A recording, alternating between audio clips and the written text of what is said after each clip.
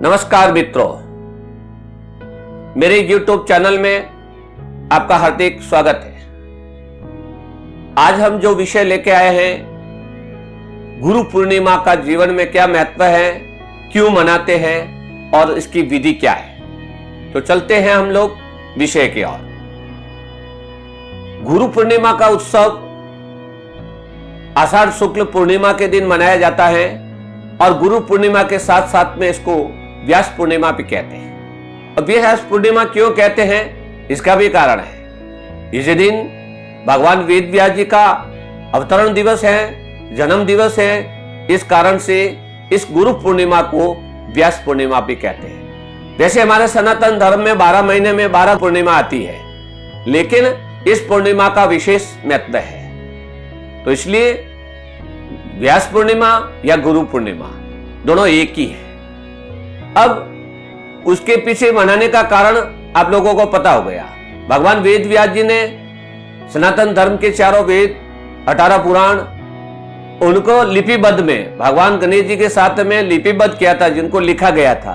जो आज ज्ञान इस संसार में सनातन धर्म के अंदर है, उस सभी को लिपिबद्ध करने का काम वेद व्यास जी ने किया था। इसलिए उनको इस पूर्णिमा का इतना बड़ा दर्जा दिया गया, महत्व दिया गया है। अब आइए चलते हैं गुरु पूर्णिमा के दिन क्या करना चाहिए हम लोगों को। तो गुरु पूर्णिमा के दिन सामान्य हम सोचेंगे तो अपने गुरु की पूजा होती है। जो हमारे जीवन में गुरु धारण किए हम लोगों ने, उनका पूजन करना चाहिए। पूजन कैसे करें, उसकी क्या विधि हो सकती है। तो गुरु पूर्णिमा के दिन हम सुबह प्रातः ब्रह्म मुहूर्त के समय में उठकर नित्य कार्य से निवृत्त होके स्नान आदि करके उसके बाद हमको कुछ समय अपने गुरु का ध्यान करना चाहिए। हमारे गुरु ने हमको क्या क्या रास्ते बताए हैं, जीवन में क्या क्या शिक्षा दी है, क्या हम उस शिक्षा पे चल पा रहे हैं, वो शिक्षा हमने जीवन में धारण की है, उनके बारे में चिंतन करना चाहिए। उसके पश्चात हम हमारे गुरु के अगर सानिध्य में हैं, हम हमारे गुरु के पास में हैं, तो उनका प्रत्यक्ष पूजन करें। अगर हम हमारे गुरु के पास में नहीं हैं, तो आप सुबह नहा धो के परिवार के साथ में, पूरे परिवार के साथ में भगवान वेद व्यास जी की एक फोटो या तस्वीर जो भी आपके पास है वो एक रखें और अपने गुरु का एक चित्र रखें। अपने गुरु के साथ में वेद व्यास जी का भी पूजन अवश्य करें। तो उसके पश्चात जो भी पूजा की सामग्री है, फूल है, माला है, कुमकुम है, चावल है, अक्षत्र है, जो चीज है, हम लोग उससे उनका विधिवत पहले पूजन करें। पूजन के बाद में हम कुछ न कुछ अर्पण करना चाहिए। अर्पण यानी गुरु दक्षिणा।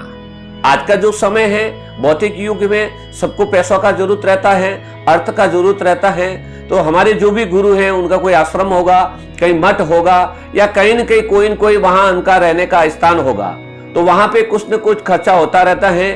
और हमारे जो गुरु हैं, उनका खर्चा हम लोगों को वहन करना चाहिए।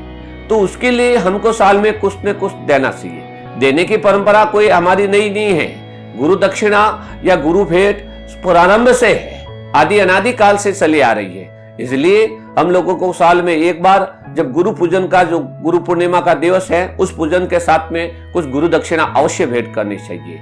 उससे हमारे गुरु के जहां भी रहने वाले आश्रम या जो व्यवस्था है, उसमें एक बड़ा सहयोग हो सकता है। अब गुरु दक्षिणा कितनी करे, जितनी आपकी कमाई का जो अंश है, एक भाग है, वो आप सात्विक मन से दे, अपने अंदर की आत्मा से दे, श्रद्धा से गुरु को अर्पण करना है, तब वो फलीभूत होगा।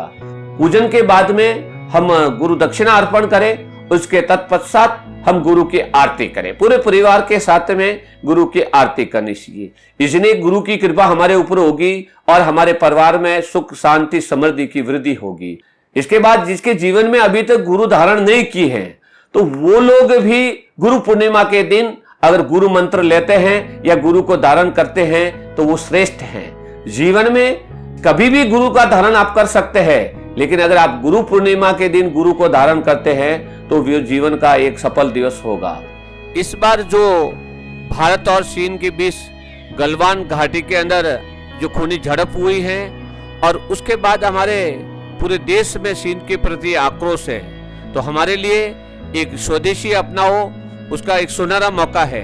तो हम आज गुरु पूजन के साथ गुरु दक्षिणा में हम ये संकल्प करें कि हम लोग हमारे देश में निर्मित वस्तुओं का उपयोग करेंगे और चीन की बनी वस्तुओं का हम बहिष्कार करेंगे। तो आज जिंदगी का एक सुनहरा पल है, सुनहरा अवसर है। तो हम आए इस गुरु पूर्णिमा के इस पावन पर्व पर हम सभी भारतवासी एक संकल्प ले कि हम स्वदेश में निर्मित वस्तुओं का उपयोग करेंगे। स्वदेशी अपनाओ और देश बचाओ। इस बार भारत चीनी भाई भाई नहीं और भारत चीनी बाय बाय का समय है। तो इसी तहत हम लोग संकल्प करें और इस मुहिम में जुड़े। तो इस तरह से इस वीडियो के माध्यम से आपको एक छोटी सी जानकारी दी है। अगर मेरा वीडियो आपको पसंद आए तो इस मेरे चैनल को सब्सक्राइब करें, लाइक करें, शेयर जरूर करें। भारत माता की जय। वंदे मातरम।